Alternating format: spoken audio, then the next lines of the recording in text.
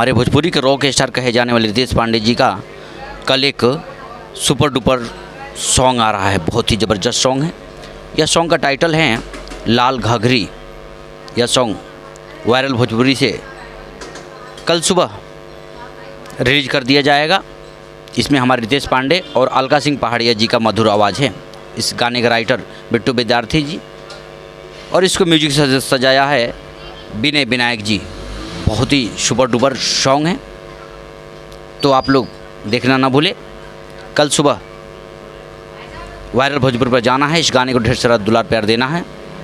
साथ ही अगर आप हमारे चैनल पर नए हैं, हमारे चैनल को सब्सक्राइब कीजिए, वीडियो को शेयर कीजिए, ढेर सारा दुलार प्यार हमें भी दीजिए। नमस्कार, प्रणाम।